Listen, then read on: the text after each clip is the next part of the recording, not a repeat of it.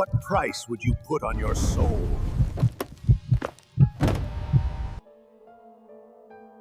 The air was cold, damp, and tasted strongly of rust and stale earth. Adam pulled his heavy jacket tight, the collar chafing against his neck. The place was desolate, a decommissioned industrial complex bordering the old rail yards, miles from any working town. He was meeting Mr. Black, the chief of security for one of the largest private banks in the city. The problem was immediate, clean, and worth $50 million. The transport was supposed to check in at 0300 hours, Mr. Black stated, his voice clipped and hard, echoing in the vast, empty space. Black was a massive man, wearing a suit that looked tailored for combat, his expression a mask of tightly controlled fury. It's 0530 now, no signal, no contact. It was carrying 50 million in refined gold ingots. We suspect the guards stole the truck and are waiting for an exit window. Adam looked at the entrance before them. It was the vast, circular mouth of an abandoned industrial tunnel, carved directly into the bedrock decades ago. The darkness inside was absolute, impenetrable even by the faint pre-dawn light. "The tracker?" Adam asked, pulling out his specialized handheld signal receiver. "Faint, very faint. The tunnel walls absorb most of the pulse. But it's inside, Adam. The truck didn't make it out. It stopped somewhere deep within the rock." Black handed Adam a powerful military-grade floodlight. "Find the gold. Find the men. We need this handled quietly." Adam nodded. He was here to find physical assets and determine the human involvement. He took the heavy floodlight and his toolkit.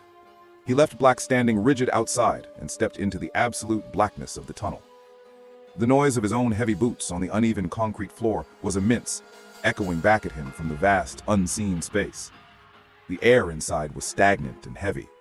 He switched on the floodlight. The powerful beam cut a blazing swathe through the darkness, revealing a massive, straight concrete passage, dripping with condensation and laced with heavy shadows. Adam activated his handheld receiver. The signal was weak, but steady. He began his methodical trek inward, focusing entirely on the rhythmic beep, beep, beep of the tracker. The minutes stretched, measured by the growing cold and the heavy silence. The signal peaked sharply. Adam stopped, sweeping his light into the gloom. There it was, 40 feet ahead, sitting motionless in the center of the tunnel, was the armored transport truck. It was colossal, built of thick green steel, and looked utterly abandoned. Its engine was off. Adam approached cautiously, his senses heightened for any sign of a lurking guard or an ambush. He noticed two things immediately. The cab doors were unlocked and hanging slightly ajar.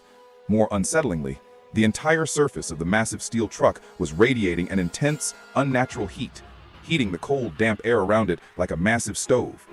The metal was hot to the touch, despite the engine having been off for hours. Adam approached the massive steel truck cautiously, his boots scraping the damp concrete. The intense, unnerving heat radiating from the vehicle was palpable, warming the frigid tunnel air. He pressed his ear to the steel plating, listening for any sign of movement, but heard nothing save the high-pitched, faint whine of the truck cooling down. The unnatural heat was now compounded by a sickening odor. It wasn't the clean smell of a fuel leak or burning oil. It was a dense, heavy smell, like cooked meat and melting plastic, overlaid with a sharp, metallic tang. It was the stench of human material violently transformed. Adam reached the cab doors. They were unlocked and slightly ajar. He didn't want to use his hands on the hot metal. He retrieved a heavy-duty pry bar from his kit and carefully inserted the tip into the driver's side door crack. With a heave, he forced the heavy door wider. The light from the floodlight sliced into the dark interior. The scene inside was an immediate, visceral punch to the gut, instantly confirming the horrifying nature of the heat and the smell. The guards were not missing. They were dead. But their deaths defied every logical or criminal explanation. The two men, the driver and the co-driver, were seated upright, strapped into their harnesses, but their bodies had undergone a grotesque, liquefying transformation. Their skin, uniforms, and flesh had melted, slumping into the heavy black leather of the seats beneath them. Their material existence had been compromised by the overwhelming heat, fusing them permanently to the vehicle's interior. The driver's cheekbone was flattened and stretched, pressed directly into the synthetic leather of the headrest, the color of his uniform blending into the seat fabric. His fingers were splayed, their outline permanently melted into the hard plastic of the steering wheel.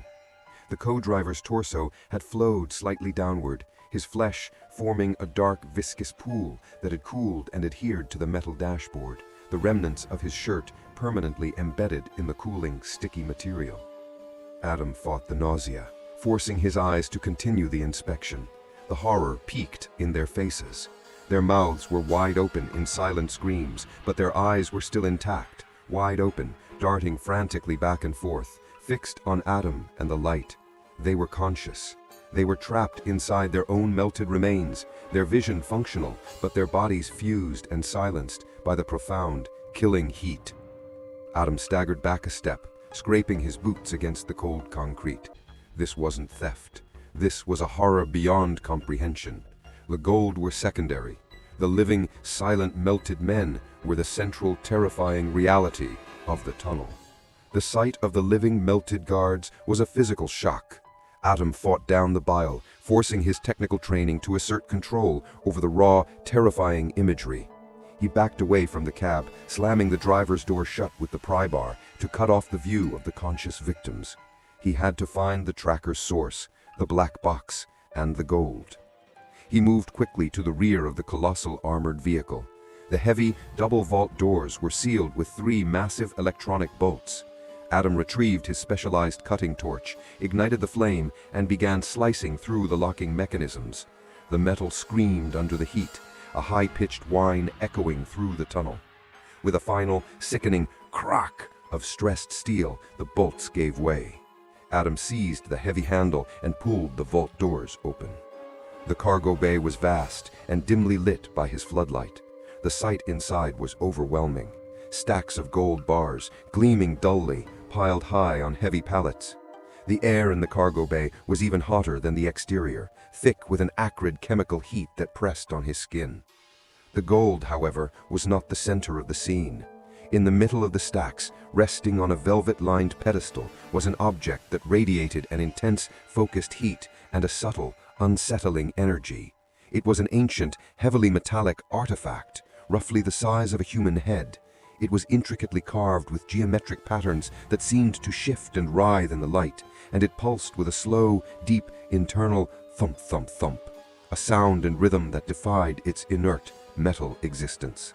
Adam knew instantly. The gold was bait. This artifact was the true source of the heat, the killer, the reason for the melted men in the cab.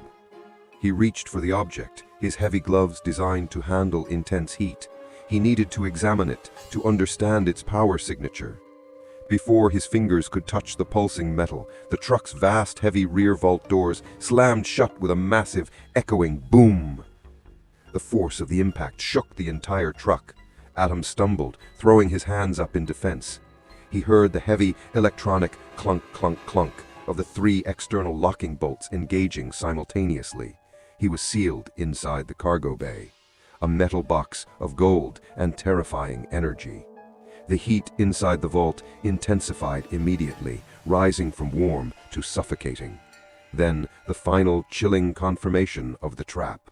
The truck's heavy diesel engine roared to life without a key, instantly filling the tunnel with vibrating, aggressive noise. The truck lurched forward, the immense weight of the gold beginning to move. The artifact had seized control. Adam scrambled backward, pressed against the cold steel of the vault wall. He was trapped with $50 million in gold, an ancient, terrifying artifact, and 2 living, melted victims who were now conscious passengers in their own mobile metal coffin. The heavy diesel engine roared, and the immense truck lurched forward, moving deeper into the absolute darkness of the tunnel. Adam was sealed inside the cargo vault, the pulsing artifact radiating a suffocating heat and a silent, aggressive energy. He had seconds before the heat became fatal. He scrambled to the heavy rear doors, frantic to find an internal release, but the locking mechanisms were designed to be unidirectional, sealed from the outside only. Then, the truck began its violent, agonizing transformation. The vibrating hum of the engine and the pulsing energy of the artifact fueled the movement. Adam pressed his ear against the metal wall, and he didn't hear just machinery. He heard a terrible, deep groan emanating from the very steel. The assault began in the cab, visible through the small bolted security window separating the cargo bay from the driver's compartment. The truck's dashboard wires, seatbelts, and control cables seemed to peel away from the chassis, twisting and elongating like metallic snakes. They writhed and writhed, stretching backward into the cargo bay, alive with malevolent purpose. Adam knew instantly, the artifact wasn't just driving the truck, it was trying to complete the fusion process, trying to claim him as the third permanent victim. The thick, heavy seatbelts snaked over the gold pallets, their synthetic material hardened and sharp. They wrapped around Adam's left leg with brutal force, tightening instantly, trying to pull him forward toward the cab. Adam let out a sharp yell of pain and surprise, stumbling backward. He pulled his heavy-duty knife, its steel cool and solid in his hand. He slashed violently at the thick nylon webbing that bound his leg. The material was tough, designed for impact, but the edge of the knife was sharper. The webbing frayed, then snapped, freeing his leg just as a second thick electrical cable wrapped around his forearm. The interior of the truck cab, the scene of the melted guards, was becoming a writhing nest of metallic vines. The wires lashed out, purposeful and fast. Suddenly, the truck's massive radio system burst to life, not with static, but with a terrifying high-pitched shriek. It was a chaotic electronic noise that sounded exactly like the screams of the melted guards, trying desperately and uselessly to speak, their consciousness trapped in the tortured machinery. "Get out! Leave! Kill it!" The distorted, synthesized voice shrieked from the speakers, the auditory agony of the fused men now amplified throughout the tunnel. Adam fought the sheer volume of the noise and the physical assault of the wires simultaneously. He brought the knife down repeatedly, desperately severing the thick nylon webbing that bound his torso. The scent of ozone and cooking plastic intensified. The heat was now unbearable. The artifact was demanding its payment. He realized that the only way to stop the truck and the fusion process was to destroy the object itself. He had to get to the front of the cargo bay, past the gold, and face the pulsating, terrifying artifact. The assault intensified. The truck roared, its engine screaming as it accelerated rapidly, plunging deeper into the absolute darkness of the industrial tunnel. The artifact was not merely driving, it was operating with malicious intelligence, attempting to turn the environment against Adam. The truck began to scrape its sides violently against the concrete walls of the narrow passage. The noise was immense, a screeching, tearing agony of steel against concrete, and the impact was devastating.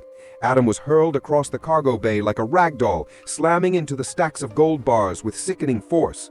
He absorbed the blows, the heavy pain radiating through his ribs and legs. He was tossed from one wall to the other, fighting the centrifugal force that pinned him to the floor. The truck was purposefully using the tunnel's confined geometry to batter him into unconsciousness. The engine's high-pitched whine was a triumphant laugh, the melted men's screams echoing over the radio system, urging him to surrender. "It wants me unconscious, it wants me still, so it can complete the fusion process," Adam thought, fighting the black spots dancing in his vision. He fought the punishing violence of the ride, his technical mind screaming commands at his broken body. He focused on a single objective: the driver's cab. Using the sheer weight and inertia of the vehicle's movements, Adam timed his lurch. He pushed off the cold metal wall just as the truck swung hard to the left, propelling himself forward over the gold pallets. He landed hard in the narrow space behind the driver's compartment, his ribs protesting with a sharp, blinding stab of pain. The living cables lashed out instantly, wrapping around his legs and torso, tightening with aggressive, crushing force. He brought his knife down, desperately hacking at the thick wires, the metal cables stinging his arms with electrical current. He crawled forward, inch by agonizing inch, toward the front seats. The sight of the two fused guards in the cab was a grotesque motivation. He pulled himself up, bracing against the back of the driver's seat. He looked over the seat at the driver, the melted, conscious man whose body was permanently bonded to the vehicle. The man's face, stretched and fused into the leather and metal, was a mask of eternal agony. As Adam watched, terrified, the driver's lips, the remnants of skin fused to the steering wheel, began to move. Slowly, agonizingly, the man's eyes locked onto Adam's. He was consciously trying to communicate. Adam leaned closer, the smell of cooked plastic overwhelming his senses. He could barely decipher the movement of the fused flesh. The melted guard, trapped forever in his mobile metal prison, desperately formed a single, agonizing word: "Run!" The silent, desperate warning from the melted guard, "Run," transferred a final desperate resolve into Adam. He knew he couldn't stop the truck by wresting the wheel from the fused driver. He had to destroy the mechanism itself.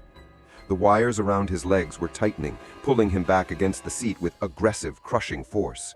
He brought his knife down, severing the nearest thick cable and ignoring the sharp electrical sting that shot up his arm. He needed to kill the engine. The ignition was gone, but the fuel was vulnerable.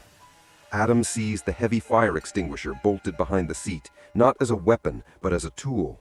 He used the solid, metallic base of the extinguisher like a hammer, slamming it repeatedly against the rubber floor paneling between the seats.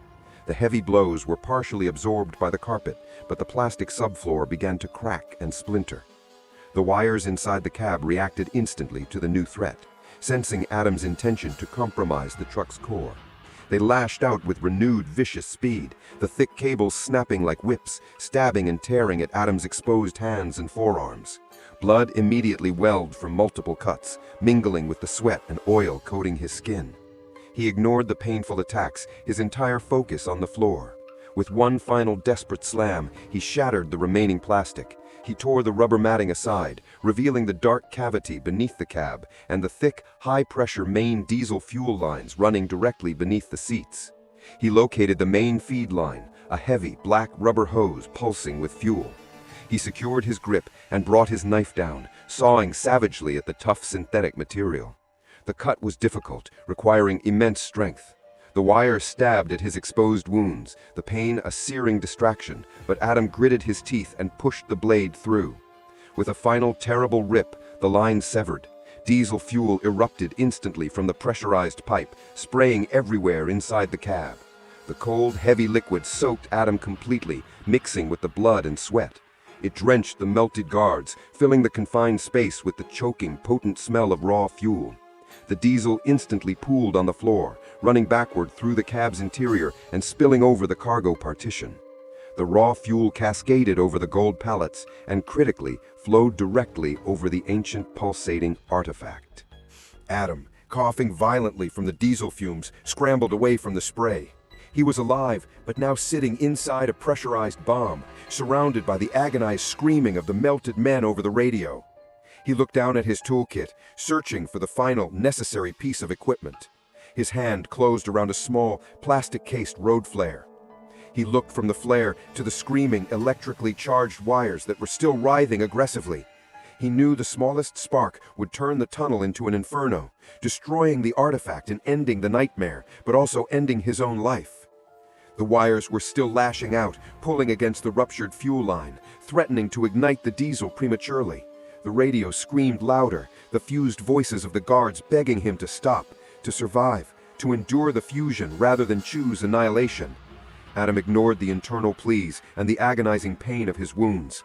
He secured the flare, twisting the plastic cap until the internal striker ignited the magnesium compound. The flare hissed to life, emitting a brilliant, intense red flame. He looked at the flowing diesel pooling on the floor. He didn't hesitate. With a final desperate shove, he threw the ignited road flare onto the fuel-soaked floorboard between the seats. The diesel ignited instantly. The confined cab exploded into a wall of intense, blinding orange flame. The fire spread with savage, absolute speed, consuming the nylon, the leather, and the heavy plastic interior. The heat was overwhelming, immediate, and all-consuming. The fire reached the massive, pulsating artifact. The metal object let out a horrifying sound, not a mechanical malfunction, but a living, biological scream of pure, searing agony.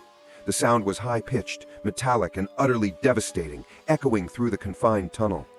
The truck's immense steel body began to ripple and convulse. The metal walls groaned and bent inward, violently twisting as the fire consumed the artifact and the fused bodies of the guards, destroying the integrity of the living machine. Adam was instantly enveloped in the intense heat and fire. His jacket sleeve caught on fire, and the flames licked viciously at his exposed hair and neck. He was burning, but he had moments left. The heavy metal rear vault doors were blown open by the immense pressure of the internal explosion, peeling back like tinfoil. Adam fought his way through the flames and the searing heat, diving out through the gaping hole in the back of the cargo bay. He hit the cold, damp concrete tunnel floor with a bone-jarring impact, rolling immediately to extinguish the flames devouring his clothes.